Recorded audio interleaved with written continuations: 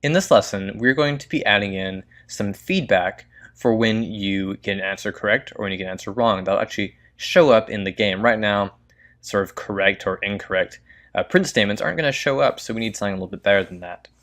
So let's go ahead, and what we're going to do is we're going to add some text. So I'm going to right-click on the canvas, and I'm going to go down to UI, and I'm going to add some text, and I'm going to move it up a bit. So sort of in between our question and our answers. And I'm going to go ahead, go into the text component, and I'm going to center it, and I'm also going to center it like that. So it's completely centered now, and I'm also going to say best fit. So all of that's set up.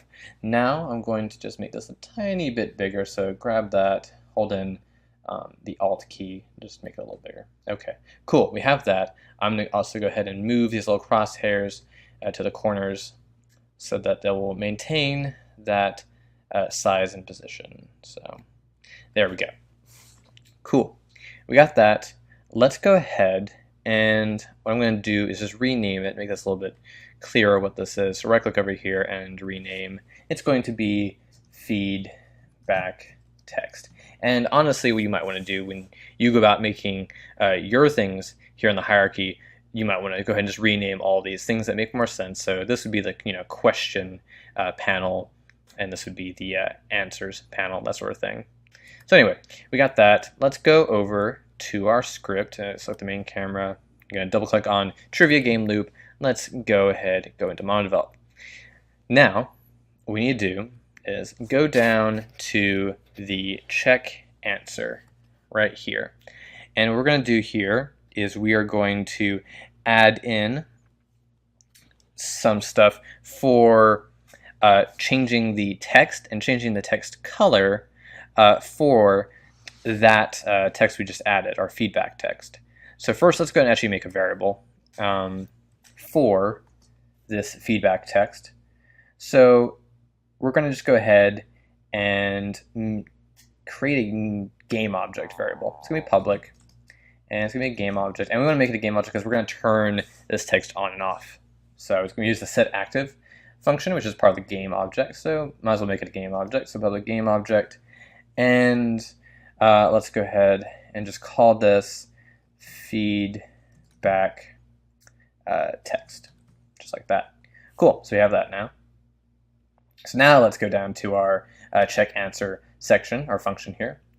And okay, so we're gonna check to see if we can allow selection. Okay, cool. Then we're gonna check to see if, okay, is the button number equal to the current question dot correct answer index? Okay, well then within this we're going to set up our feedback text to be the right text and be the right color. So we want it to say correct. So let's start with that.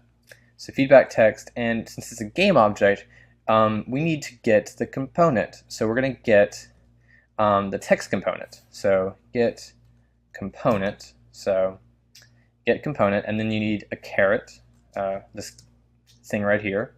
And then within that caret, we're going to write text because that's the type of component we're getting, and then the other caret, and then put in parentheses and dot text. Okay, that's how we access the text of the text component. And if we go back over here, we can see that our feedback text has a text component, and that's what we're trying to access here. So back into MonoDevelop, we're going to set this equal to, we're going to have it just set equal to being the string saying correct. So a string like this, correct, and then end the string and end the line. Okay, cool.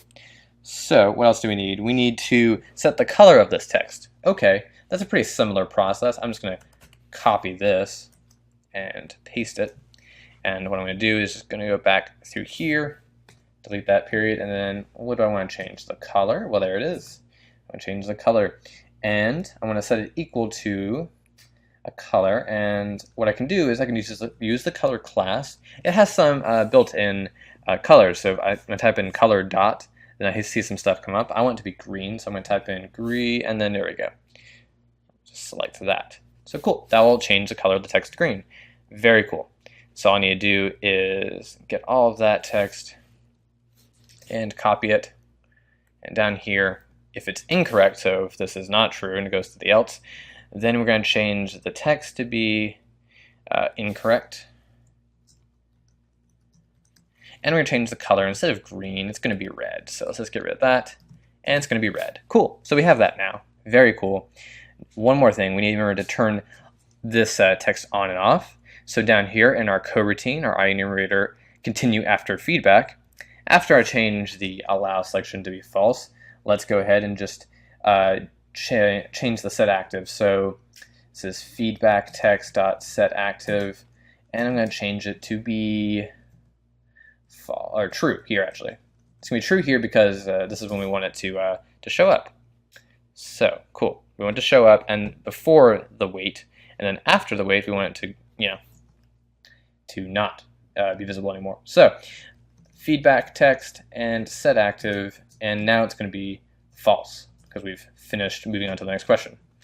So cool. Let's just review, the past few steps we've taken here. So if we go up to check answer, what we're doing here is when the user clicks one of the buttons, one of the answer buttons, this is going to be run, and it's going to check to see, okay, are we actually allowing selection? So are we not in that period where we're waiting, getting the feedback, and waiting for the next question to come up? So as long as we're not in that section, so as long as we are allowing selection, then it's going to run this, and it's going to check to see if the button number of the button I pressed, which I'm passing in as a parameter, is equal to the correct answer index of the current question. And then what we're doing is we are changing the color and the text of our feedback text, if to correct and green if it's true, and to incorrect and red if it's false. And the coroutine is starting right here. So after we're changing those, and what that does at the beginning of that, it's being called here, it's allowing selection is equal to false. So don't allow selection for now, and go ahead and set our feedback text to be true. So it's now going to be visible. So those changes we made up there will now be visible. And we're going to wait for like 1 second. That's what this line here is doing. And then what we're going to do is we're going to see if the questions have finished, and if it's less than the number of questions, basically. And so this is just checking to see, okay, do we have more questions to move to? Then it's moving to that, and it's increasing the questions finished. Else, what we're going to do is we're just going to set all the trivia panels to be false, and the final results panel is going to be set to true, and then we're going to display the results. And anyway, after that if else, then we're going to allow selection again, and we're going to set our feedback text to be invisible again, so set active to false. That's what we've done. Let's go ahead and save that and test it. So let's go ahead and test. And one more thing we need to make sure we do. Let's go ahead and set our feedback text to not be active, as well as assign that. So we need to remember to assign it. So let's go ahead, go down on our trivia loop script here in the component, and just assign our feedback text right there. So drag and drop that on there. Okay, cool. Now let's run it. And so California, correct. Okay, let's get the next one wrong.